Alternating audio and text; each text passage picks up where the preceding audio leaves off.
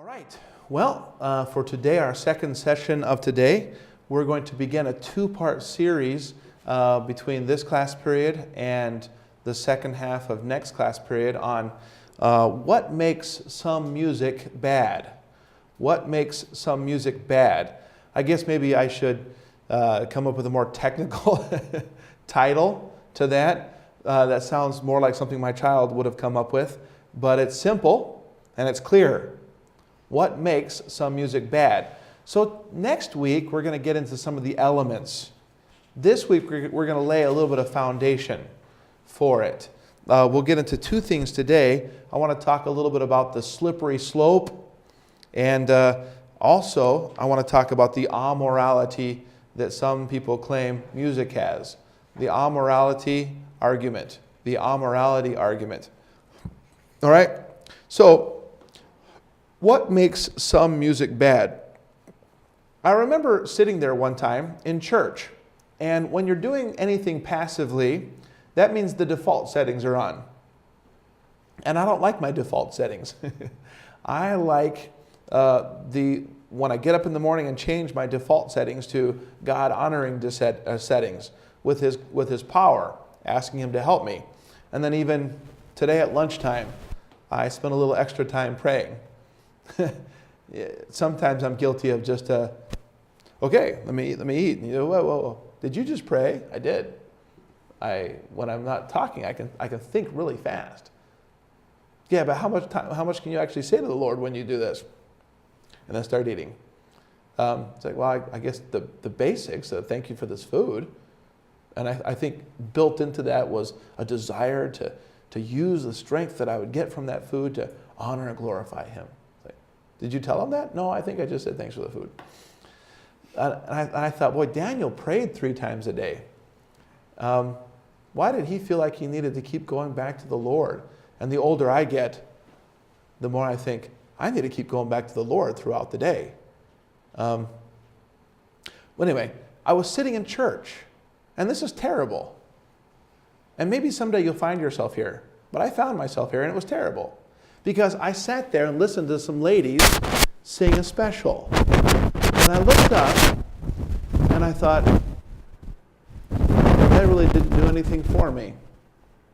And again, I was thinking passively. I was just identifying the thoughts that came up within me. And I thought, my body, my flesh wasn't stirred at all by that song. Here we are at the end of it, and all I'm left with is thoughts of heaven and God. And I remember kind of sitting there like, that wasn't that thrilling. And I thought, wait a minute. It left you thinking thoughts about heaven and God. And heaven and God aren't thrilling to a backslidden person. And when you're passively sitting in church, and I'm just like, when you're passive, you have a bent towards self-gratification. When you're not working, let's consider marriage for a moment. If you're passively engaged in your marriage, if you're not working to strengthen your love with your wife and be a better husband and to look after her, if you're just going passively and not working at being a better husband, you'll be focused on selfishness. The Bible warns men about selfishness, doesn't it? But I think it's the same with spirituality. If you're in church and you're not working, if you're not saying, oh God, I need to hear something from you today. And God, I love you, and I want to draw, I'm claiming that promise. I want to draw nigh to you.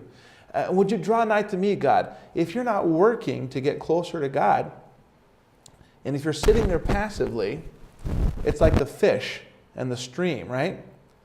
It takes work to get upstream. And if the fish rests, he's floating down. And then he has to work to get upstream. And I'm telling you, that's how we are. If I'm not working at my marriage, if I'm just passively, if I'm coexisting with her, my marriage is falling apart. We're not getting closer together. But if I'm working at it, my marriage can be better. So it's going to be poorer. But anyway, I felt really guilty. I'm sitting there thinking, that song didn't do anything. And I really wasn't thinking. It was just the thoughts that were there as I was passively existing in a church service. That wasn't very thrilling. And then I stopped and thought, yes, it was. And I thought back over the message about heaven and God, and I thought, that was thrilling. That is thrilling. Why aren't I thrilled by that? Because it takes work. It's like if my wife cooks all day and puts this gourmet meal in front of my son, he'd be more thrilled with a Twinkie. But as he matures, and hopefully with me, I sit down and say, hon, thank you so much. This is wonderful. But my son, he's going to be like, Mom, do I have to eat all of it? Do I have to eat all of it? Because I did have a sip of water today at school. So I'm kind of full still, a little bit from that.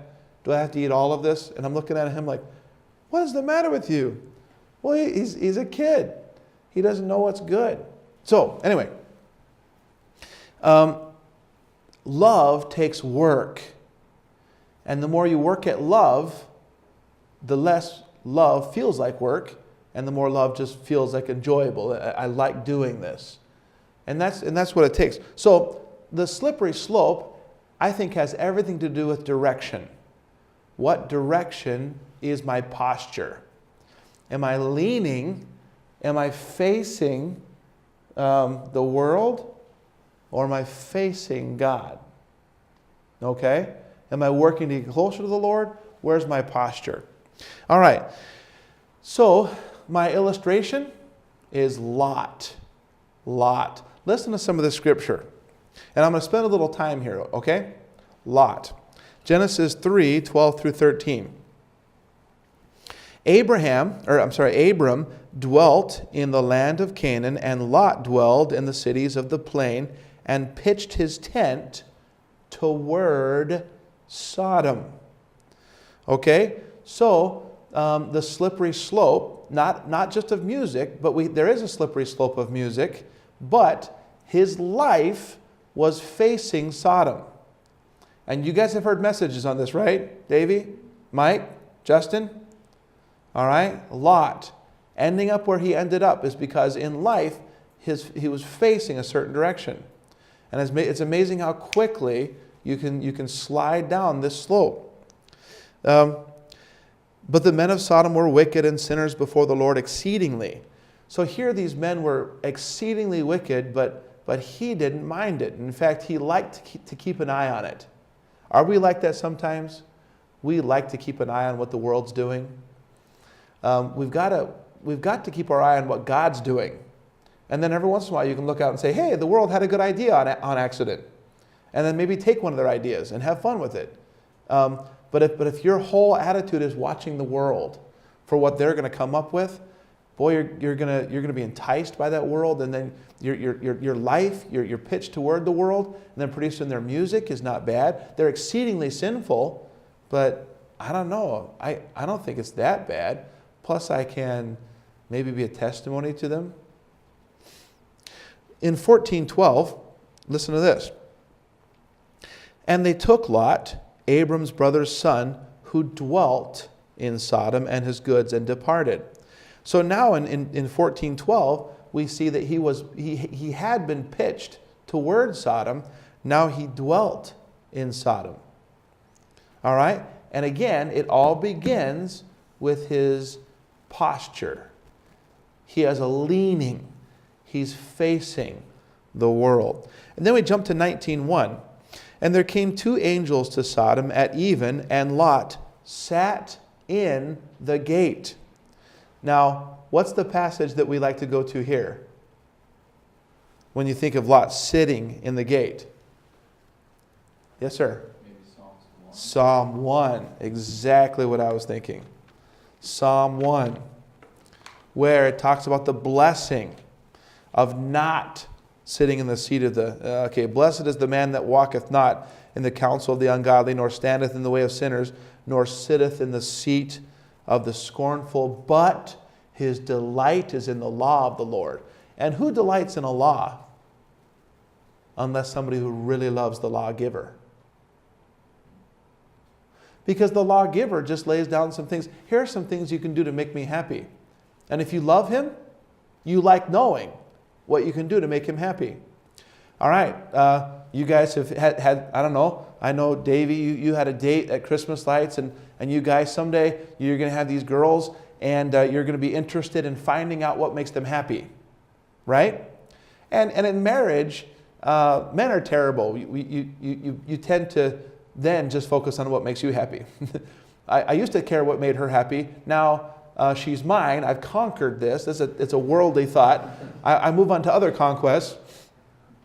And now her existence is to make me happy, and then you find you have a miserable relationship. And boy, your marriage is one of your greatest treasures. That you have a godly wife. Anyway, but there'll be that time in there, and men that have been married for a while need to remember that. But it comes naturally when you're trying to win the affections of a girl, to say, I want to find out what pleases her. And she says, well, when you do this, it irritates me. And within reason, you might say, well, get used to it, honey, or whatever. Or you might say, oh, well, I'm sorry. I'm glad to know that. Pastor Dameron last night was just saying that his wife said, I don't hear you say, I love you as often as I would like. And he didn't say, well, anything else you want to complain about? But he loved her, and he goes, oh, okay, he loved her. He said, I'm going to work on that. And I think with Psalm 1, when I was young, I'm like, he delights in the law of the Lord. What? Well, that's unattainable. How could I ever delight in law? Well, law is what is God laying down what makes him happy. Do these things and you'll please me. And when I'm pleased, that's awfully good. And when you love him, you love pleasing him. And the law is just the things that you can do to make him happy. And so you're the law. Again, with this slippery slope, the whole idea is it about me pleasing him or me appeasing him? Giving him enough attention that I can keep him off my back while I do what I want to do. Okay? That'll preach. That'll preach right there. I have a sermon on that where we, instead of, oh, come, let us adore him, a lot of times it's, oh, come, let us appease him. Let's give him enough attention so that he stays off my back so that I can do what I need to do. Like the IRS. I want to give them only as much as I have to so they'll leave me alone. And they won't make my life bad. And we treat God that way sometimes. I need to give him enough attention so that he will stay off my back. All right. So, again, this slippery slope. Who are we out to please? Are we appeasing God and pleasing self? Or are we really out to please God? So then we see in Genesis 19, 8 and 9, Lot's talking to the men of the city. Behold, now I have 2 daughters which have not known man. Let me, I pray you, bring them out unto you, and do ye to them as is good in your eyes. Isn't that one of the saddest verses in the Bible? I have 2 little girls, and my heart hurts right now. And I wish it hurt more when I'm tempted to mess with sin, because sin is what leads you to being a father like this, where it's all about self-gratification, and we become monsters. We become monsters. All right? In 19:14 it says, and Lot went out and spake unto his sons-in-law, which married his daughters, and said, up, get you out of this place, for the Lord will destroy this city. But he seemed as one that mocked unto his sons-in-law. He seemed as one that mocked.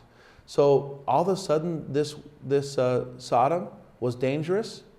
This thing that you've built your life around is now a bad thing. And they couldn't take him seriously. In 19 verses 36 through 38, the 2 daughters that weren't given in marriage, he takes them to a cave. And we know there's drinking, and then there's incest, and thus were both the daughters of Lot with child by their father. All right? It's very sad. It's very sad. In the slippery slope, the music has to depend on Lord. So the foundation we're trying to build here is the music for me? Yes, to some degree. But first, it's supposed to be for God. All right? God gave me marriage, but God has to be first in my marriage, or my marriage won't be good. We heard that from the book of Psalms yesterday. Except the Lord build the house. All right? Then, let me draw another illustration from Achan in Joshua 7. Achan. He says, when I saw the spoils, among the spoils, a goodly Babylonish garment and 200 shekels of silver and a wedge of gold of 50 shekels weight, then I coveted them and took them. And behold, they are hid in the earth in the midst of my tent, and the silver under it. All right? So he saw, and then he coveted, and then he took, and then he hid. So he got to really enjoy that sin, didn't he? He had to hide it. But he saw, and coveted, and took. I think somebody have made it all L's, right? He looked, and he lusted, and then he let go, or something. Some of those things. This morning, it kind of scared me. I was reading about Judas Iscariot. No pun intended with scary. He scared me. But it was just kind of weird the way he went in to the chief priests and said, how much for Jesus?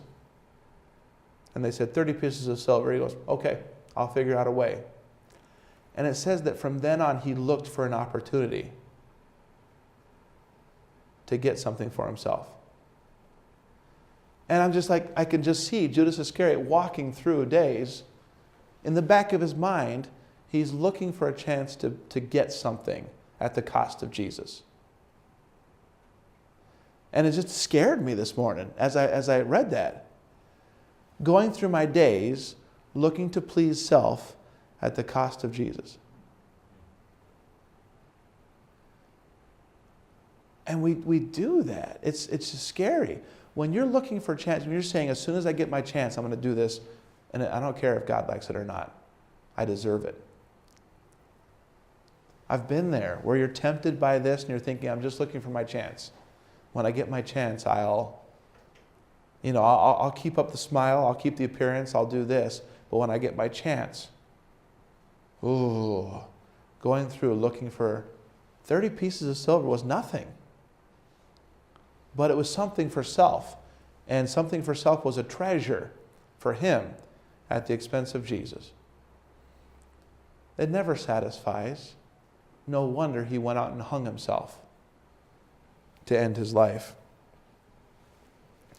I brought up this idea of marriage in James 4:4. It says, ye adulterers and adulteresses, know ye not that the friendship with the world is enmity with God? Whosoever therefore will be a friend of the world is the enemy of God. Aren't those two words interesting? It doesn't say whosoever therefore is a friend of the world is the enemy of God. It says whosoever therefore will be a friend of the world is the enemy of God. What direction are we leaning in life? Now, there's a lot we're going to cover with music. You guys, we're going to cover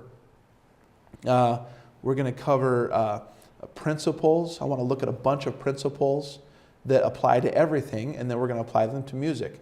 We're going to try to work on a philosophy. We're going to look at actual elements of music that kind of make them bad. But this is foundational right here. Without an understanding of this, none of the rest of it, we won't even care.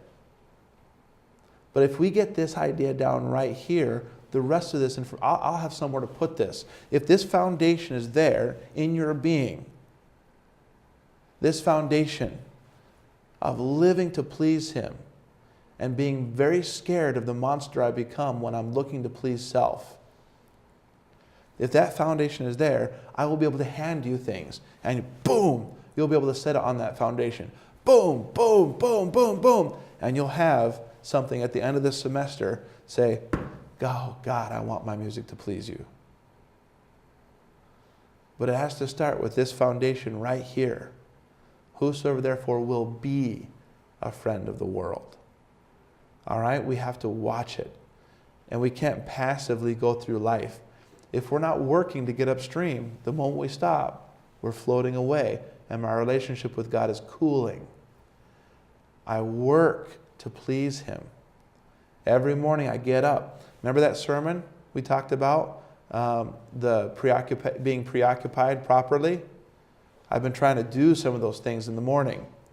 To think about the person of the Father. Our Father. And then thank Jesus. He never could have been my Father except Jesus died so that He could become our Father. My Father and Jesus' Father. The Father, I was thanking Him this morning. Thank you for loving me enough to send your Son. Jesus, thank you enough for loving me and being obedient to your Father to give me access to our Father, which art in heaven. Thank you, God, that I can look forward to heaven.